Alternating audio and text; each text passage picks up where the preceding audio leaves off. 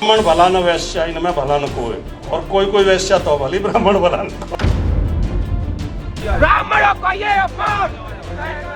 लगातार समाजवादी पार्टी के नेता एक के बाद एक लगातार गाली गलौज की भाषा का इस्तेमाल कर रहे हैं। दोस्तों, देश में इस समय माहौल पहले से ही गर्म है। एक तरफ यूजीसी के नए नियमों को लेकर के सवर्ण समाज, खास करके ब्राह्मण समाज पिछले कई महीनों से सड़कों पर है, प्रदर्शन कर रहा है, अपनी आवाज उठा रहा है। लेकिन सवाल यह है कि आखिर उनकी सुनवाई कौन कर रहा है। 3 महीने से लोग शांतिपूर्ण तरीके से विरोध कर रहे हैं, ज्ञापन दे रहे हैं, सोशल मीडिया पर अपनी बातें रख रहे हैं, लेकिन ना केंद्र सरकार की तरफ से कोई बड़ा बयान आया और ना ही विपक्ष खुल करके इस मुद्दे पर उनके साथ खड़ा दिखाई दे रहा है। लेकिन दोस्तों, इसी बीच एक और मामला सामने आया जिसने पूरे विवाद को और ज्यादा भड़का देता है। आइए हम आपको उसके बारे में बताते हैं। नमस्कार, आप देख रहे हैं क्लियर कट और मैं हूं आपके साथ गरिमा त्रिपाठी। चलिए शुरू करते हैं आज की एक और वीडियो।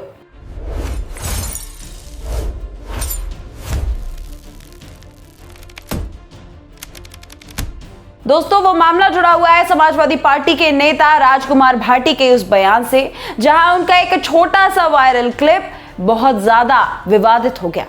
एक वायरल क्लिप में राजकुमार भाटी क्या कुछ कहते हैं, आप खुद सुनिए। ब्राह्मण भला न वैश्या इनमें भला न कोई, और कोई वैश्या तो भली ब्राह्मण भला न कोई।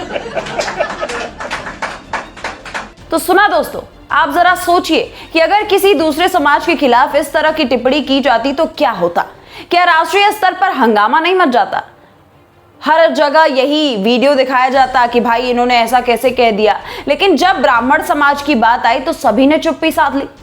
अक्सर देश में एक अजीब सी चुप्पी दिखाई देती है ब्राह्मणों के मामलों में। यही सवाल आज ब्राह्मण समाज पूछ रहा है कि क्या इस देश में सवर्णों के लिए कोई राष्ट्रीय आयोग है? क्या ब्राह्मणों की भावनाओं का कोई मूल्य नहीं? क्या खुलेआम किसी समाज को अपमानित करना अब सामान्य राजनीति बन चुकी है? दोस्तों, मामला यही नहीं रुका। लखनऊ में समाजवादी पार्टी कार्यालय के बाहर इस बयान के विरोध में धरना शुरू हो गया। पूर्व सिटी मजिस्ट्रेट अलंकार अग्निहोत्री जी वहां पहुंचे। उन्होंने विरोध जताया। उन्होंने कहा कि किसी भी समाज का अपमान स्वीकार नहीं किया जाएगा। लेकिन उसके बाद जो हुआ उसने कई लोगों को और ज्यादा नाराज कर दिया। दोस्तों, धरने के दौरान पुलिस और प्रदर्शनकारियों के बीच नोकझोंक हुई। एक वीडियो भी इसका वायरल हो रहा है, आप वो भी देख लीजिए। बर्खास्त करो राजकुमार भाटी को, बर्खास्त करो भैया, बीच में तो ये ब्राह्मणों का ये अपमान, ब्राह्मणों का ये अपमान। राजकुमार भाटी को बर्खास्त करो ब्राह्मणों का ये अपमान, ब्राह्मणों का ये अपमान। इस वायरल क्लिप के बाद एक और वायरल क्लिप हम आपको दिखाएंगे, जहां पर आप साफ देख सकते हैं कैसे अलंकार अग्निहोत्री जी को हिरासत में लिया जा रहा है। अब सवाल यहाँ ये उठ रहा है कि आखिर विरोध करने वालों पर ही कार्रवाई क्यों? जो बयान दे रहा है उस पर तुरंत सख्ती आखिर क्यों नहीं दिखाती प्रशासन? जो समाज खुद को अपमानित महसूस पहले से ही कर रहा है, उसकी बात सुनने के बजाय उसे ही चुप कराने की कोशिश क्यों? दोस्तों, राजनीति में मतभेद हो सकते हैं, विचारधाराएं अलग हो सकती हैं, लेकिन किसी पूरे समाज को अपमानित करना, किसी जाति को नीचा दिखाना, यह आखिर कैसी राजनीति है? और सबसे बड़ी बात यहां पर यह है कि यह पहली बार नहीं हुआ। अक्सर चुनाव आते ही जातियों को बांटने वाली भाषा शुरू हो जाती है। कभी ब्राह्मण, कभी ठाकुर, कभी दलित और कभी ओबीसी। हर समाज को बांट करके राजनीति की जा रही है। लेकिन जब वही समाज जवाब देने लग रहा है तब उसे जातिवाद कह दिया जा रहा है। दोस्तों, इस देश में ब्राह्मण समाज का योगदान कोई छोटा नहीं रहा। शिक्षा, संस्कृति, साहित्य, न्याय, अध्यात्म, हर एक क्षेत्र में ब्राह्मण समाज ने अपनी भूमिका निभाई है। और आज अगर वही समाज खुद को अपमानित महसूस कर रहा है तो उसकी बात को सुनना चाहिए, समझना चाहिए, ना कि उसे खुल करके नजरअंदाज करना चाहिए। अब इस पूरे विवाद के बाद राजकुमार भाटी ने माफी मांग ली। उन्होंने कहा कि अगर किसी की भावनाएं आहत हुई हैं तो उन्हें खेद है।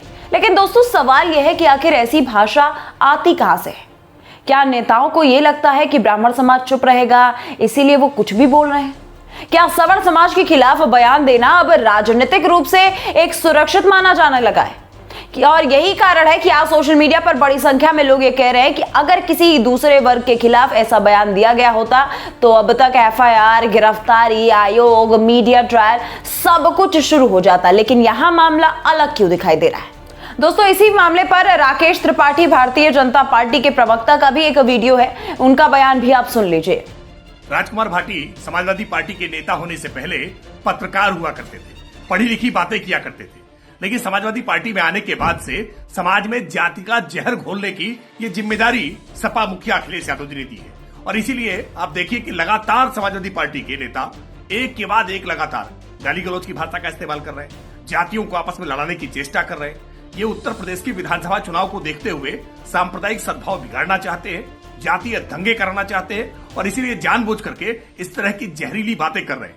राजकुमार भाटी जी ने जिस तरह की बात की है, निश्चित तौर पर इसका खामियाजा समाजवादी पार्टी को भुगतना पड़ेगा और ये जातीय दंगे, ये सांप्रदायिक दंगे अब उत्तर प्रदेश में नहीं हो सकते। दोस्तों, अगर देश में हर समाज का सम्मान जरूरी है तो आखिर ब्राह्मण समाज का सम्मान इतना जरूरी क्यों नहीं लगता?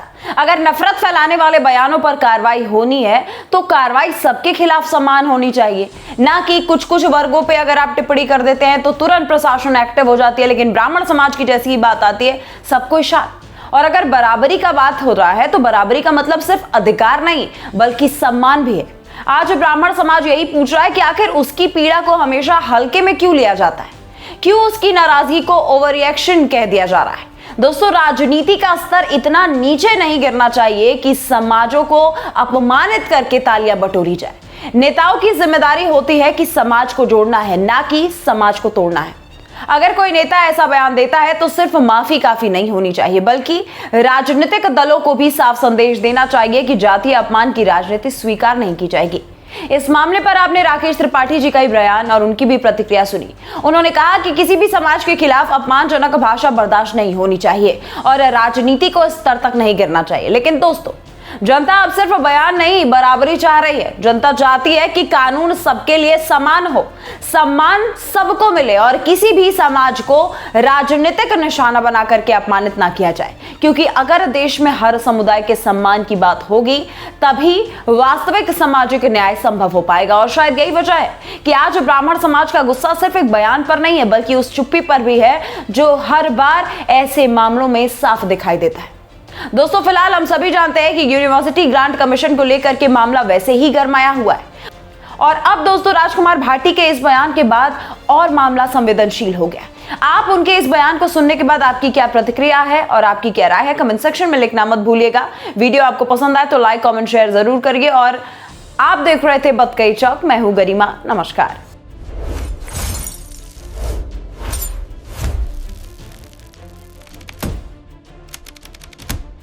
This video is sponsored by Ram Ram Group of Companies, co-sponsored by Nature House and Bhaiya Ji Silver Coated Ilachi.